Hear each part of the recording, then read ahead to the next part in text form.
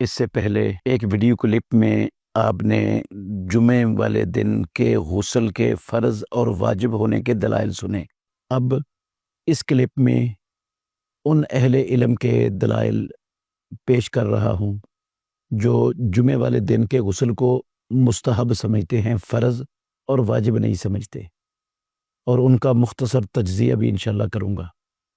تاکہ ناظرین وہ خود دیانتداری سے فیصلہ کرنے کے قابل ہو سکے۔ پہلی حدیث جو اس موقف والے اہل علم کی سب سے قوی ترین دلیل سمجھی جاتی ہے وہ ابو ہریرہ رضی اللہ عنہ سے مروی حدیث ہے، صحیح مسلم میں 857 نمبر۔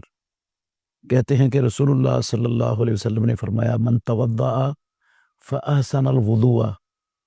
جس نے وضو کیا اور بہت اچھا وضو کیا، ثم أتى الجمعة فاستمع وأنصت، پھر وہ جمعے کو آیا اور خاموشی سے اس نے جمعہ پڑھا،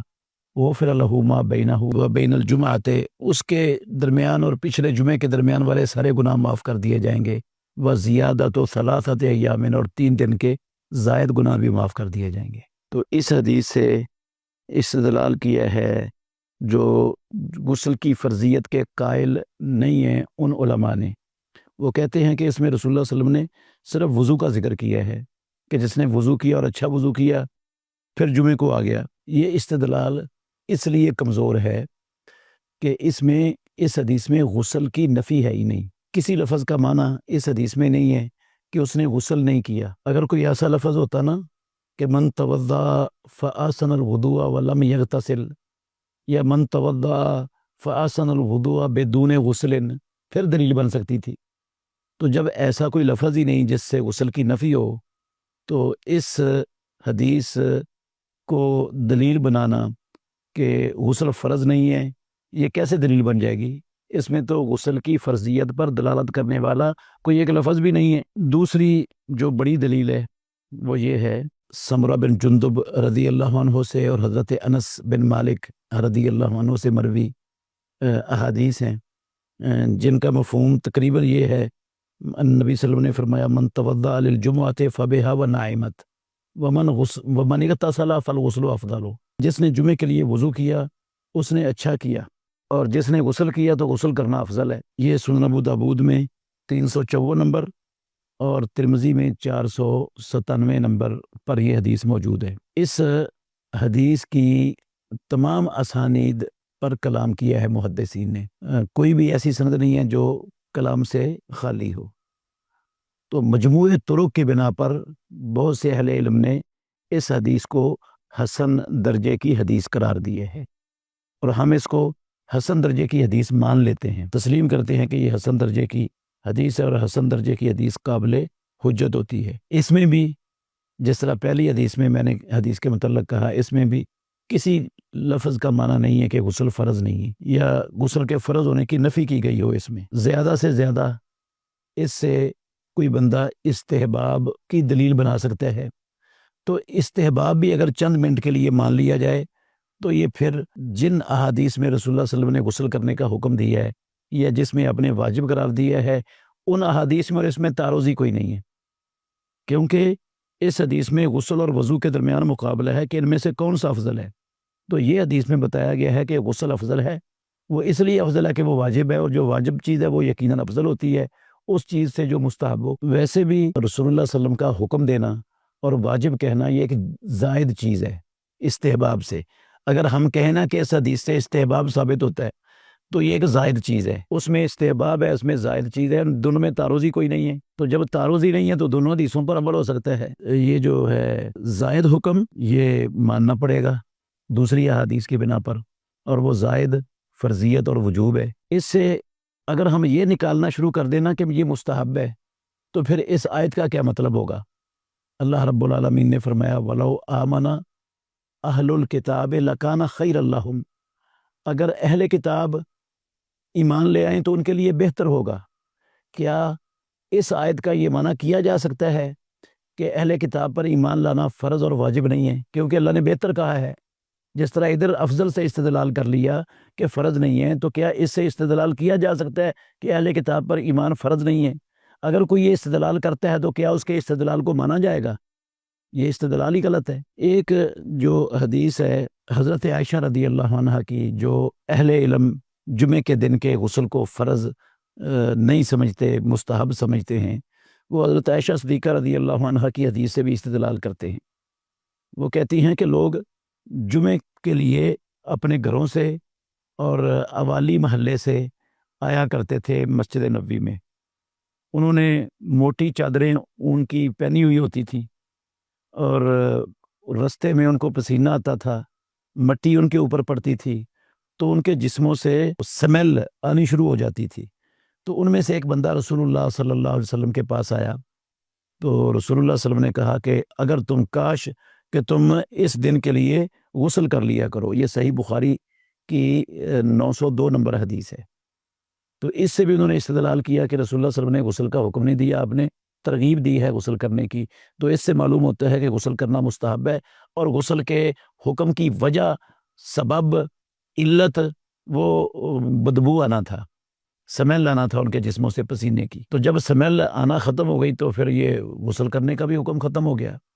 یہ استدلال بھی نہایت ہی کمزور ہے۔ اس لیے کمزور ہے کہ کسی حکم کی علت کے زائل ہونے سے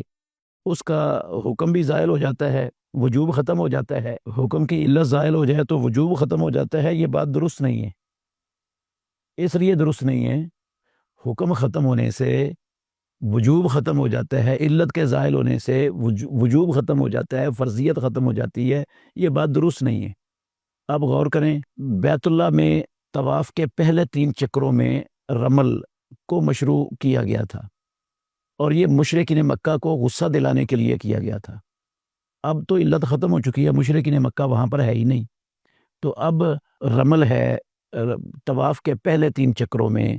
یہ ختم ہو جانا چاہیے۔ جس علت کی بنا پر یہ مشروع ہوا تھا وہ علت تو زائل ہے، تو اب وجوب اور فرضیت بھی اس کا ختم ہونا چاہیے، لیکن اس کا کوئی بھی قائل نہیں ہے اہل علم سے۔ اسی طرح جو شیطان کو رمیہ جمرات ہے، حضرت ابراہیم علیہ السلام نے تو کنکریاں ماری تھیں کہ شیطان آ گیا تھا۔ اب تو شیطان آتا نہیں وہاں پر، نہ ہوتا ہے شیطان، تو اب کنکریاں، نہ کوئی بچہ ذبح کرنے جا رہا ہوتا ہے اور نہ شیطان آ کر اس کو روکتا ہے، تو اب کنکریاں کس لیے؟ وہ علت کے زائل ہونے کے باوجود فرضیت اور وجوب کا حکم باقی ہے۔ اس لیے اس سے یہ استدلال کرنا علت ختم ہو گئی ہے تو اب یہ غسل کا حکم بھی ختم ہو گیا اور استحباب کے لیے تھا، یہ درست نہیں ہے۔ ویسے بھی حافظ بن حجر فسقلانی رحمۃ اللہ علیہ وہ کہتے ہیں کہ یہ احادیث جن سے اہل علم استحباب کا استدلال کرتے ہیں علماء کرام، یہ واجب والے لفظ والی اور حکم کے الفاظ والی احادیث سے پہلے کی ہیں، اور جو حکم پہلے کا ہے بعد میں یہ اللہ کے نبی نے اس کو واجب کہہ دیا اور اس کا حکم دے دیا، تو وہ پہلے والا یہ بعد والا تو حکم جو ہے نا یہ ناسخ ہو جائے گا۔ جو بعد والی حکم ہے، عمل بعد والے حکم پر کیا جاتا ہے، تو یہ بعد والا حکم ہے، اور اس کے بعد والا ہونے پر حضرت عبداللہ بن عباس رضی اللہ عنہما کی صراحت ایک حدیث میں وہ دلالت کرتی ہے۔ سنن ابو داود میں 553 نمبر حدیث ہے، اس میں اس کے آخر میں عبداللہ بن عباس رضی اللہ عنہما وہ صراحت کر رہے ہیں، ثم جاء اللہ تعالی بالخیر واللابسوا غیر الصوف، پھر اللہ رب العالمین مسلمانوں کے لیے بلائی کو لے آیا اور انہوں نے اون کے علاوہ دوسرے کپڑے پہن لیے، اور وقف العمل، اور عمل کے لیے ان کو ملازم، نوکر، غلام مل گئے، وہ خود کام سے ان کی جان چھوٹ گئی اور ان کی مسجد بھی وسیع ہو گئی، اور وہ بعض وہ سمیل، بدبو جو لوگوں کو تکلیف دیتی تھی وہ ختم ہو گئی، پسینے سے کی وجہ سے جو بعض کو جو ہے نا وہ تکلیف کا باعث بنتے تھے بعض کے لیے، وہ ختم ہو گئی۔ تو اس سے پتہ چلتا ہے کہ یہ پہلے کی باتیں ہیں، یہ ترغیب والی غسل کی، اور یہ فرض، واجب، اور جس میں رسول اللہ صلی اللہ علیہ وسلم نے حکم دیا ہے یہ بعد والی ہیں، تو بعد والی احادیث پر عمل ہوتا ہے، پہلے والی ان احادیث سے منسوخ سمجھی جائیں گی۔ ویسے بھی حافظ ابن حزم ظاہری رحمۃ اللہ علیہ، انہوں نے اپنی کتاب المحلہ میں ایک اصول ذکر کیا ہے، یہ بہت زبردست اصول ہے اور سمجھنے والا ہے۔ وہ کہتے ہیں کل ما اخبر صلی اللہ علیہ وسلم انہ واجب علی کل مسلم وحق اللہ تعالی علی کل محتلم۔ ہر وہ چیز جس کے بارے میں رسول مکرم صلی اللہ علیہ وسلم نے خبر دی ہو کہ وہ واجب ہے مسلمان پر اور اللہ کا حق ہے ہر بالغ شخص پر، فلا یحل ترکہ، اس کو چھوڑنا حلال نہیں ہوتا، ولا القول بانہ منسوخ، اور یہ کہنا بھی درست نہیں ہوتا کہ یہ منسوخ ہے، او انہ ندب، اور یہ کہنا بھی درست نہیں ہوتا کہ یہ ندب ہے، کیونکہ رسول اللہ صلی اللہ علیہ وسلم نے اس کو واجب کہہ دیا، اور یہ کہہ دیا اللہ کل مسلمن، اور یہ کہہ دیا حق اللہ تعالیٰ علی کل مسلمن۔ تو ایسے الفاظ والی احادیث کو نہ ندب پر معمول کیا جا سکتا ہے، نہ منسوخ قرار دیا جا سکتا ہے، اور نہ ان کو چھوڑنا حلال ہوتا ہے۔ اللہ تعالیٰ ہمیں سب کو حق بات سمجھنے اور اس پر عمل کرنے کی توفیق عطا فرمائے۔